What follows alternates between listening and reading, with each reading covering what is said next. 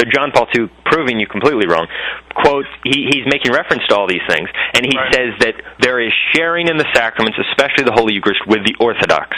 Right. There you go. Well, again, I don't know. Number one, it doesn't say. I'd have to look at the quote. That's one. And two, it says, but from the way I read that quote, I don't know if he's talking about adoration of it. I don't know if he's saying, he doesn't say receiving the Eucharist in an ordinary way. Here's another quote. General Audience, August 9th, 1995. John Paul II. Concerning aspects of intercommunion, the recent ecumenical directory confirms and states precisely all that the Council said. That is, that a certain intercommunion is possible, since the Eastern churches possess true sacraments. And he goes on to say, Catholic ministers may licitly administer the sacraments of penance, the Eucharist, and the anointing of sick to the Eastern Christians who ask for them. And he's talking about Orthodox. Right. They're proving my point again. There's certain circumstances. It doesn't matter, but your position here is that it's not allowing it at all. Well, see, now you're contradicting yourself. My position is that some of the language in a general audience or something like that is, sometimes ambiguous, but I think it's very clear from Vatican II and the Code of Canon Law that talks about how we're properly disposed. Now, no one's arguing that, we wish in the modern-day church that sometimes we would like church documents to be a little clearer, but it's very clear from Vatican II and 25, and even there, it's clear that the person's considered a Catholic, but he's not referred to as a Catholic in context there. Let me ask you this. So when you keep saying, well, look, it's talking about an Eastern Orthodox Christian, you just admitted earlier in the conversation that in 25, it's talking about someone that does convert. Right. And then it's not referred. It doesn't go back and say, well, now he's... And 25 is not what I'm quoting. I'm quoting 27. Two separate topics. Okay. Yeah, and it says, okay, do you agree with this then? Listen, in the context it says they have to have faith in these sacraments, and even the canon law says that, and it also says they have to be properly disposed. Do you believe there must be a distinction there, or you just believe these people just put that in there just so they can argue out of being heretics? If your question is, do I believe by the phrase properly disposed, do they mean accepting the Catholic faith? I didn't ask that. What's your question? What I asked you was, do you believe there's a difference there? Properly disposed and having faith in those sacraments. I think that's really the crux. There's probably a minor difference.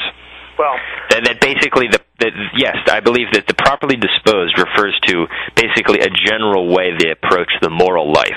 That basically that they don't want to give the impression that they're allowing people who are going out fornicating and all of this, that they must have some sort of regard for the general moral life. Okay, but it's certainly not saying that they have to accept the papal dogmas, and that's heresy. Okay, but let me ask you this. You asked me a question. Let me ask you this. Do you believe that it's an error to describe someone who is Catholic as not in full communion with the Catholic Church? Yes. Okay, well then you have to admit Vatican II taught error. No. Okay, but you admitted this is what I just said earlier. In 25, I know you're quoting 27, but at 25, I keep quoting that because it gives us an idea of the language that they're using. In 25, it talks about a separated Eastern Christian that comes forth and makes a confession of Catholic faith, but it still refers to him as the Eastern Christian, even though it's clear from the But it doesn't refer to him as not in full communion with the Catholic Church. So your argument falls to the ground. It does not refer to him as not in full communion with the Catholic. That is idiocy. And so you're admitting there's no way around it, William. If you're going to say that the people in number 27 are converted Catholics, then you have to admit that's an error in describing them. It says not in full communion with the Catholic Church. How clear does it have to be? No, it says, when they come forward, it says someone that comes forward and asks and is not in full communion, provided they are properly disposed, can receive these. I mean, think about how dumb that would be. And I'm not calling you dumb, I'm just saying. How would the priest know, how would the priest or the bishop know who the heck's properly disposed? If he went out and fornicated, if he went out and did this. Obviously, properly disposed, like it says in Vatican II, means a profession of the Catholic faith. No, it doesn't. That's why it says. That's why it says in all these texts, New Catechism 1401, Catholic faith in these sacraments. Okay, if it were talking about what you were, it could have easily and would have said they accept all the teachings of the Catholic faith and change their belief on their rejection of the papacy. No, it says that they must have Catholic faith in these sacraments. That is so, William. That is so obvious. Okay, wait. Here's you're saying that I'm stupid, or my argument. I'm saying you're a liar. That's what I'm saying. Okay, well, fine. I'm not going to, call you a liar. I don't know. I can't read your heart. But anyway, you're saying that properly disposed means, they have to have the good moral conduct. They have to have, they shouldn't be out fornicating or getting drunk and starting bar fights or whatever. Now, how would the priest know that to make a decision on that? He would know. It would make more sense if he's properly disposed if he made a profession of faith. Here's another thing for you. I'm asking you, how would the priest know about his personal life? That the canon is legislating on how to deal with people who do not have full communion with the Catholic Church. Therefore, that presupposes that the priest has some sort of knowledge or familiarity of the religious affiliation of the person he's approaching. Okay, so the canon would be meaningless. Of course, if it's talking about how you should look at giving the sacraments to people who do not have full communion with the Catholic Church, that presupposes that you recognize who you're dealing with. Okay, so how a particular priest would recognize someone in a large church, that's irrelevant to the issue.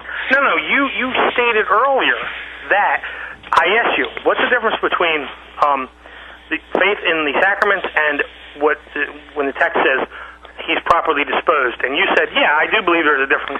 I believe it's his moral life and da-da-da. And I'm saying that it's a profession of faith, because that's the context, in my opinion, of what the council is saying. And my question to you is, how would the priest know that he's living a decent moral life to make that judgment? I mean, it's clearly saying that the priest has to make the judgment whether they give this individual communion or not. It's legislating on what the priests and the individual should know about this, so that what the priest should tell people, what the Vatican II priest who wants to follow the new Code of Canon Law is supposed to inform and preach is that, yes, I can give the Holy Communion to Eastern schismatics if they are properly disposed, morally speaking, even though they don't hold full communion with the Catholic Church. Well, that's the legislation. But here's another point. Let me quote this. This is from the Directory for the Application of the Principles and Norms of Ecumenism, promulgated by John Paul II. Okay, Ratzinger was also involved and aware of this and actually made reference to it in that quote I gave you. Number 125, quote, same thing. Quote, Catholic ministers may lawfully administer the sacraments of penance, Eucharist, and the anointing of the sick to members of the Eastern churches who ask for these sacraments and are properly disposed. In number 122, it's clear it's talking about Orthodox schismatics, because the next sentence is this. In these particular cases also, due consideration should be given to the discipline of Eastern churches for their own faithful, and any suggestion of proselytism should be avoided. So in number 125, totally blowing what you're saying out of the water. Right after, let me just finish this. Right after saying the same thing, that Catholic ministers may give communion to these people, it says in the process, any suggestion of proselytism, trying to convert them, should be avoided. Well, again, it mentions, your first quote mentions again, we've had a difference between a properly disposed. You just mentioned it says properly. Well, what do you have to say what I just brought up? Well, I mean, proselytism is different than evangelization. No, but William, do you see how that your argument doesn't add up? No, it doesn't. Proselytism is not evangelization. Yes, it is. Proselytize is to convert. Well, there's clear distinctions within in a lot of people's minds anyway. That's what it means. Proselytization that I've heard people talk about, what they object to, is a harshness in your approach. It certainly does not say that. I mean, think about this. If JP2 wanted them to be in full communion, then it wouldn't matter about a danger of death. It wouldn't matter about anything like that. There would be no exception. Let's say it did mean harshness in the tactics of conversion. That would still be irrelevant, still prove my point, because the very fact that proselytism is mentioned in that very context. I'm not saying that's the. Well, let me finish. The very fact that proselytism. If it said conversion or evangelization, I might agree with you. But again, you're saying this. See, here's your argument. You're saying that properly disposed doesn't mean anything except they're It doesn't mean conversion to the Catholic faith. We know that. We know that for a fact because it's talking about people who, quote, do not have full communion. The whole context. Remember, here's another point. I mean,